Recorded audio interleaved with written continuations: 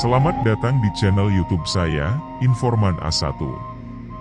Saya sangat senang bisa berbagi konten-konten menarik dengan Anda semua. Di sini, Anda akan menemukan video-video yang berkaitan dengan topik-topik yang saya minati, seperti dunia intelijen atau spionase. Saya berharap video-video ini dapat menghibur, menginspirasi, dan memberikan nilai tambah bagi kehidupan Anda. Terima kasih telah berkunjung ke channel YouTube saya. Jangan lupa untuk subscribe dan aktifkan lonceng notifikasi agar tidak ketinggalan video terbaru dari saya. Pada kesempatan kali ini saya ingin membagikan kisah tokoh intelijen dunia, Oleg Penkovsky. Mari kita simak.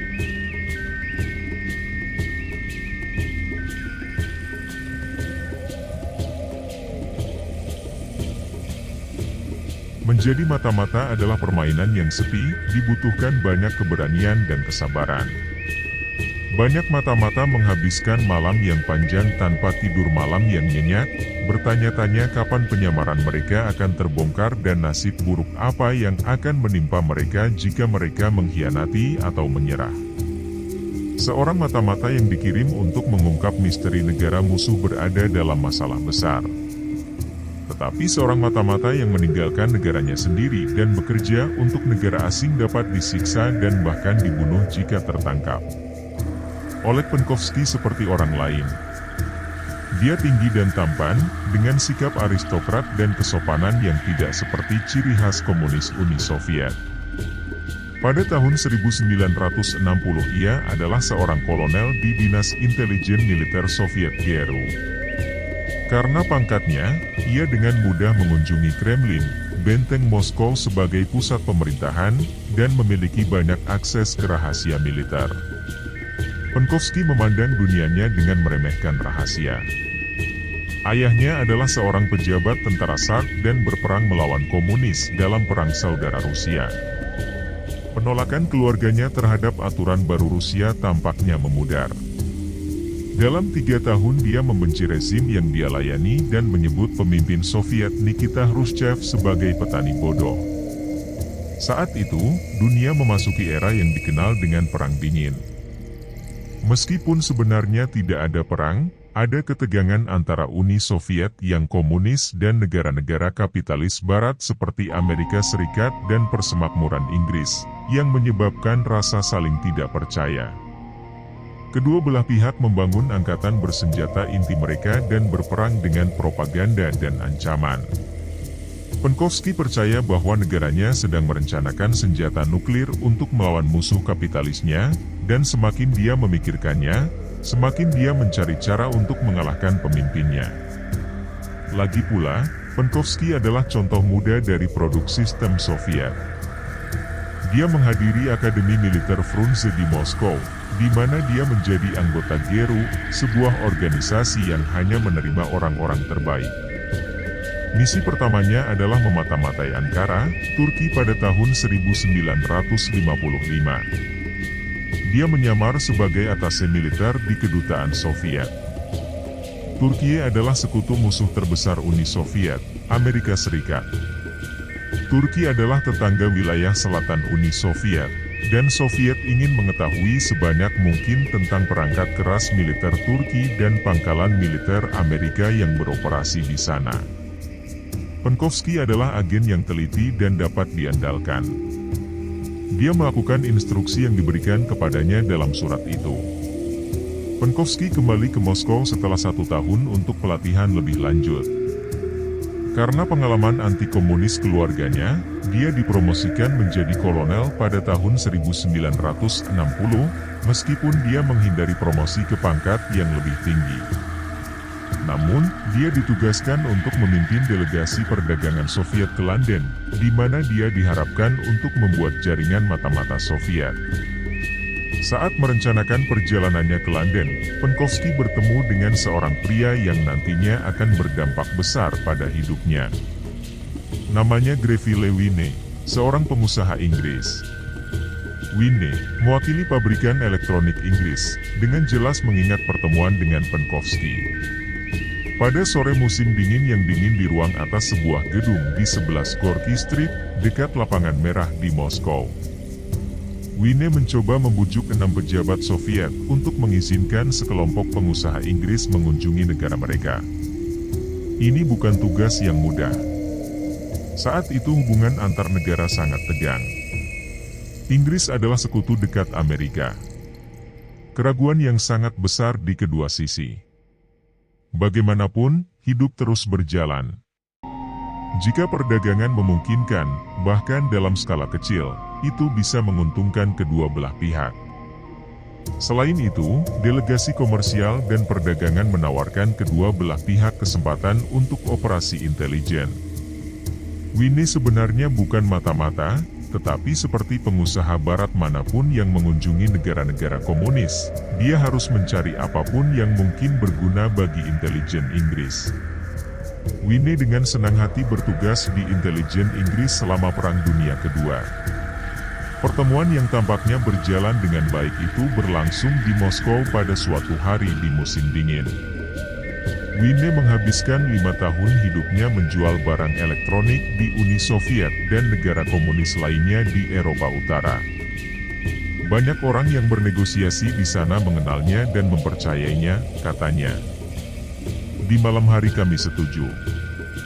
Menurut tradisi Rusia, sebotol vodka dibawa keluar dan mereka bersulang untuk merayakan kesepakatan tersebut. Setelah orang selesai minum, mereka santai dalam percakapan yang menyenangkan. Tetapi perhatian Winne tertuju pada satu orang yang tidak dia kenal. Dia berpakaian lebih rapi daripada yang lain dan tampak bermartabat mengagumkan. Dia minum sedikit dan tidak bergabung dengan yang lain di sekitar meja dan bercanda. Pria ini adalah Oleg Penkovsky. Penkovsky mungkin telah menjauhkan rekan-rekannya yang lebih muda, tetapi sikapnya yang gelisah entah bagaimana terkait dengan kecemasan yang dia rasakan. Pada bulan Agustus tahun yang sama, dia mengirim surat ke kedutaan Amerika di Moskow, menawarkan jasanya sebagai mata-mata. 4 bulan telah berlalu dan tidak ada tanggapan. Tentu dia khawatir, bagaimana jika KGB, Dinas Rahasia Soviet yang ditakuti, memata-matai kedutaan dan pengkhianatannya terungkap. Faktanya, orang Amerika sangat senang dengan lamarannya, tetapi mereka tidak dapat menemukan cara yang aman untuk menghubunginya. Mungkin, pikir Penkovsky, Winne atau salah satu rekannya dapat menawarkan kesempatan untuk berhubungan dengan Barat. Sebulan kemudian, pada bulan Desember 1960, Winne dan sekelompok pengusaha Inggris tiba di Jalan Gorky di Moskow selama perjalanan bisnis yang diatur. Penkovsky adalah seorang pejabat pemerintah yang menemaninya dan dia menunggu untuk menyambutnya. Selama jam-jam yang mereka habiskan bersama, Winne mempelajari Penkovsky dengan cermat. Dia yakin orang Rusia itu merencanakan sesuatu, tetapi kolonel memutuskan untuk tidak memberitahunya. Sebaliknya dia beralih ke pedagang Inggris lainnya yang secara konsisten menolak untuk menerima pesan Penkovsky. Tidak heran orang Barat yang menyertainya diperingatkan untuk berhati-hati terhadap pendekatan orang Rusia yang tampaknya ramah, karena takut mereka yang terlibat dalam konspirasi Rusia dan korban pemerasan Penkovsky harus menunggu orang lain. Winne kembali ke Uni Soviet pada April 1961 untuk mengadakan kunjungan kembali ke Inggris bagi para pengusaha Soviet. Sekali lagi Penkovsky terlibat dalam negosiasi dan memberi Winne daftar pengusaha yang akan bepergian bersamanya. Namanya sendiri ada di atas. Jadi, Anda juga ikut, Kolonel? Dia bertanya. Nada pertanyaan membutuhkan klarifikasi lebih lanjut. Ya, Tuan Winne, kata Kolonel. Kemudian dia melihat sekeliling untuk melihat apakah ada orang lain yang mendengarkan, lalu merendahkan suaranya dan berbisik. Tapi aku pergi ke London bukan untuk bersenang-senang. Banyak yang ingin kuceritakan padamu. Kemudian Penkovsky menyerahkan sebuah amplop tebal kepada Winne. Kembali ke hotelnya, Winne membuka paket yang berisi penjelasan rinci tentang Penkovsky dan karirnya, serta beberapa rahasia militer Soviet. Penkovsky memilih orang yang tepat. Saat mereka bertemu keesokan harinya, Winnie berangkat.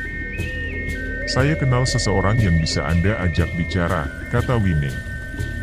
"Saya akan mengatur pertemuan dengan Anda ketika Anda datang ke London." Beberapa minggu kemudian Penkovsky tiba di London dengan delegasi. Asosiasi Bisnis Inggris akan mentraktir mereka makan malam dan anggur. Mereka sangat menikmati perjalanan, belanja, dan jalan-jalan. Winnie melayani sebagai pendampingnya. Setiap malam, setelah semua rekannya tidur, Penkovsky dibawa ke kamar hotel. Di sana dia menginterogasi personel intelijen Inggris dan Amerika CIA dan M16. Mereka benar-benar percaya ini adalah kebahagiaan. Pada akhir minggu pertama, Penkovsky telah menambahkan banyak informasi tentang proyek senjata Soviet ke dalam isi buku telepon Kremlin. Dia juga berbagi alasannya ingin memata-matai Barat, meyakinkan mereka bahwa motif sebenarnya adalah kekecewaan terhadap Uni Soviet. Penkovsky mengatakan dalam interogasi bahwa dia memiliki kewajiban untuk mempromosikan perdamaian dunia. Dia juga mengatakan bahwa dia ingin menjadi warga negara Inggris atau Amerika dan diterima sebagai kolonel untuk dinas militer mereka. Baik Inggris maupun Amerika sangat membantu. Dalam upacara yang disiapkan khusus untuknya, Penkovsky mengambil sumpah jabatan sebagai warga negara dan kolonel di tentara Amerika dan Inggris.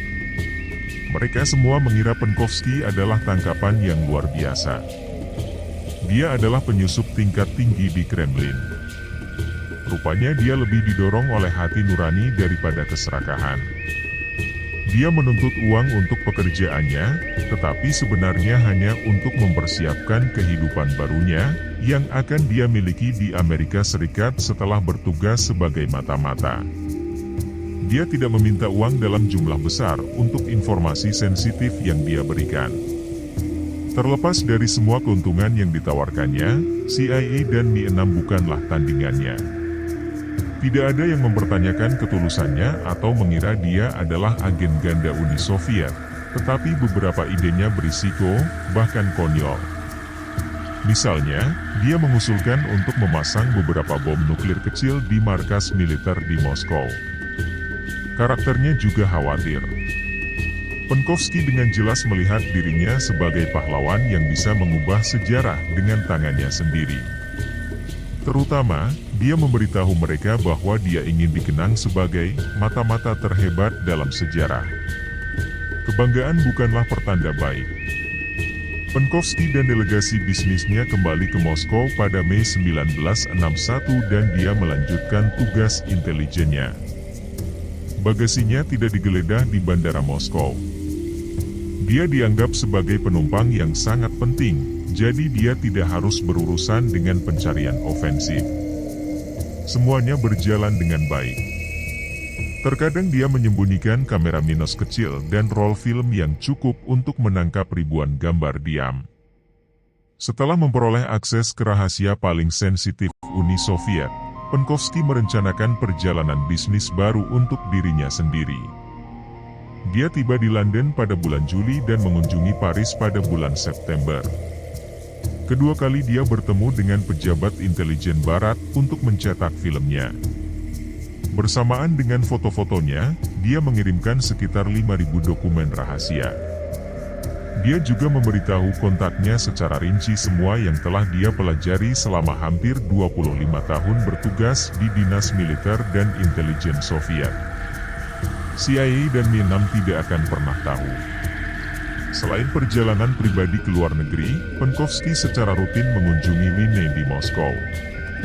Pengusaha Inggris bertindak sebagai kurir, mengantarkan film ke Penkovsky dan tim CIA Mi-6 dan membawa beberapa roll film baru untuk kamera minus.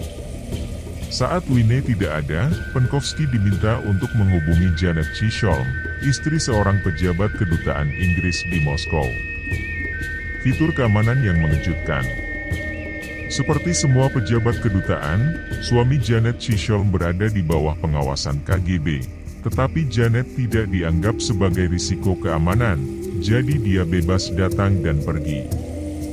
Janet bertemu Penkovsky dengan ketiga anaknya yang masih kecil di sebuah taman di Moskow. Mereka berpura-pura bertemu secara kebetulan, dan Penkovsky dengan santai dan ramah mengobrol dengan Janet dan anak-anaknya, lalu memberi mereka sekantong penyedap buah. Jika seseorang dari KGB melihatnya, itu akan terlihat seperti pertemuan yang tidak bersalah dan tawa, tetapi sebenarnya tas itu berisi film dari kamera Minos, siap untuk dikembangkan. Permainan berisiko ini berlanjut sepanjang musim dingin. Penkovsky bertemu Janet Chisholm lebih dari 10 kali, tetapi pada akhir Januari 1962 dia menyadari bahwa dia sedang diikuti. Sedikit yang dia tahu bahwa seorang Amerika bernama Jack Dunlap, yang bekerja untuk Badan Keamanan Nasional, melakukan hal yang sama. Dunlap melaporkan kepada KGB bahwa Penkovsky membocorkan rahasia kepada orang Amerika. Selama perjalanan Winne berikutnya ke Moskow, Penkovsky menyatakan keprihatinan serius bahwa dia yakin KGB mengetahui sesuatu tentang dia. Winne menyampaikan informasi ini. Baik CIA maupun Mina memutuskan sudah waktunya mengeluarkan Penkovsky dari Moskow. Tapi bagaimana mereka melakukannya? Diakini telah diambil dari bandara Moskow dengan memasukkannya ke dalam bagasi. Bahkan disarankan agar kapal selam akan menjemputnya dari perairan Laut Baltik. Sementara Dinas Keamanan Barat sibuk memikirkan cara mengeluarkannya, Penkovsky menjadi semakin gelisah, terutama ketika permintaannya untuk bepergian ke luar negeri ditolak. Tanda pasti dia dicurigai. Pada Juli 1962, Winne terbang ke Moskow untuk misi bisnis lainnya. Ketika dia tiba di hotel suatu malam, dia menemukan bahwa barang bawaannya telah digeledah. Ternyata KGB juga mencurigainya. 3 hari kemudian dia merencanakan pertemuan dengan Penkovsky, makan malam di sebuah restoran. Ketika dia tiba di restoran, dia melihat 2 orang menatapnya. Penkovsky tidak butuh waktu lama untuk tiba, tetapi mereka tidak dapat menemukan meja gratis. Penkovsky berbalik dan menunggu Winne di luar. Keduanya langsung membuat laporan singkat dalam percakapan yang sangat seru. Kamu sedang diikuti. Kamu harus berangkat dengan penerbangan pertama besok, kata Penkovsky, yang kemudian menghilang. Winne kembali ke hotelnya dan buru-buru berjalan ke arah kedua pria yang mengawasinya. Kedua individu itu terkejut saat mengetahui bahwa mereka telah bertemu dengan seseorang yang telah diburu dan dengan cepat pindah. Di pagi hari, Winne langsung berkendara ke bandara. Dia tidak mengerti apa-apa. Ini adalah situasi yang sangat aneh baginya sebagai seorang pengusaha yang memutuskan untuk menceburkan diri ke dalam spionase kecil. Penkovsky juga ada di sana untuk menyuruhnya pergi, memohon dengan suaranya yang putus asa. Katakan pada teman-temanku aku harus segera keluar dari sini. Aku masih berusaha untuk bergerak, tapi sangat berbahaya. Winne memutuskan akan terlalu berbahaya baginya untuk kembali ke Uni Soviet. Tetapi pada musim gugur 1962 dia bergabung dengan konvoi trailer yang mengangkut mobil ke ruang pamer negara komunis di Eropa Barat. Pada tanggal 2 November dia berada di Budapest, ibu kota Hongaria. Dia menghabiskan malam yang menyenangkan dengan membawa klien potensial ke restoran mewah untuk makan malam, lalu kembali ke truknya. Disinilah hidupnya tiba-tiba berubah. 4 pria keluar dari kegelapan. Semuanya gemuk dan pendek serta mengenakan pakaian dan topi yang sama, warna gelap. Mereka terlihat seperti aktor teater, tapi apa yang mereka lakukan sama sekali tidak menghibur. Mereka mencengkeram lengan Winne dan mendorongnya ke kursi belakang mobil. Winne berteriak minta tolong, tetapi kepalan tangan yang berat menghantam ginjalnya, jelas membuatnya terengah-engah. Batang besi mengenai kepalanya dan dia merasakan kain hitam jatuh menimpanya. Saat Winne bangun, dia sudah berada di kantor polisi. Dunia tampak berputar di depan matanya, dan dia kembali berada dalam limbo selama beberapa hari. Dia kemudian dibawa ke Lubyanka, markas KGB di Moskow, penjara paling ditakuti di Uni Soviet. Di sini KGB mencoba mengoyak nyali Winne. Dia diberi tempat tidur tanpa kasur atau penutup.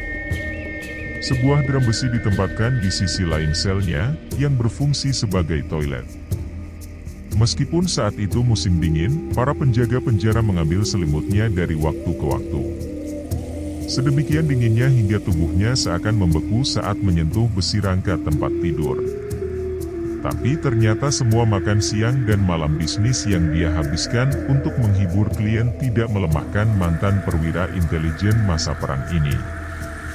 Winne bertubuh kuat, dan dia sangat mengerti apa yang dilakukan orang-orang yang menangkapnya. Dia terus bersikeras bahwa dia tidak melakukan kesalahan dan melanjutkan cerita yang dibuat-buat dengan menjelaskan bahwa dia adalah korban penipu yang tidak menyadari bahwa dia membantu intelijen Inggris. Terlepas dari semua siksaan yang menyakitkan, dia tetap menolak untuk menandatangani pengakuan. Penkovsky ditangkap oleh KGB pada Oktober 1962, sebulan sebelum penculikan Winne. Terakhir kali kedua pria itu bertemu adalah saat persidangan pada Mei 1963. Sidang tersebut dimaksudkan sebagai demonstrasi keadilan Soviet. Hakim duduk di ruang sidang besar di bawah palu arit besar berwarna merah dan emas, lambang Uni Soviet. Kamera berputar dan reporter mengetik dengan cepat saat Penkovsky dan Winne mengambil sikap. Hakim membuat keputusan. Winne dijatuhi hukuman 8 tahun penjara. Sebagai warga negara Uni Soviet dan pengkhianat, Penkovsky akan menerima hukuman yang jauh lebih berat. Oleg Vladimirovich Penkovsky, hakim mengumumkan dengan lantang di tengah kesunyian ruang sidang, menunggu keputusannya, dinyatakan bersalah atas pengkhianatan. Dihukum mati dan semua hartanya disita oleh negara. Orang hanya bisa membayangkan siksaan menyakitkan seperti apa yang dilakukan para interrogator terhadap Penkovsky pada hari terakhir hidupnya. Apa sebenarnya nasib Penkovsky tetap menjadi misteri untuk saat ini. Ada desas-desus bahwa ketika KGB mencoba memeras informasi apapun darinya, mereka membawa sang kolonel ke ruang bawah tanah dan perlahan-lahan menurunkannya ke dalam insinerator, dimulai dengan kakinya. Mungkin itu hanya cerita untuk menakut-nakuti pejabat tinggi Soviet yang mulai berpikir untuk mengkhianati negaranya. Namun, cerita ini mungkin juga benar. Ini berjalan dengan baik. Setelah persidangan, Winne dikirim kembali ke Lubyanka yang tidak menyenangkan. Perlakuan para pejabat di sana sangat kejam sehingga suatu hari ia harus dibawa ke rumah sakit, mati kelaparan. Kemudian, pada bulan April 1964, dia tiba-tiba diseret dari selnya dan dinaikkan ke kereta api lalu ke pesawat. Dia tidak tahu kemana dia pergi. Suatu pagi, 22 April 1964, pukul 5.15 pagi, sebuah Mercedes kuning membawa Winne ke persimpangan Heerstrasse yang terletak di sebelah timur perbatasan antara Berlin Barat dan Timur. Pada saat yang sama, sebuah Mercedes hitam melaju ke barat. Seseorang keluar, dikatakan sebagai Molody, mata-mata Soviet yang dikenal dengan nama samaran Gordon Lonsdale. Dia juga ditangkap dan dipenjarakan dan sekarang ditukar dengan Greville Winne. Mereka melintasi perbatasan dengan arah yang berlawanan dengan kebebasan mereka sendiri. Pemerintah Inggris menolak untuk mengakui Winne sebagai mata-mata dan tidak melakukan apapun untuk mendapatkan kembali nyawanya. Orang Amerika memperlakukannya dengan lebih baik, membayarnya $213.700 sebagai kompensasi atas penderitaannya. Sayangnya, dia kehilangan sebagian besar uangnya dalam usaha real estate yang kurang sukses. Winne menulis 2 cerita tentang petualangannya. Kedua buku tersebut, The Man from Moscow, terbit tahun 1967 dan The Man from Odessa, 1981, disebut-sebut memiliki banyak perbedaan cerita. Dia meninggal pada tahun 1990.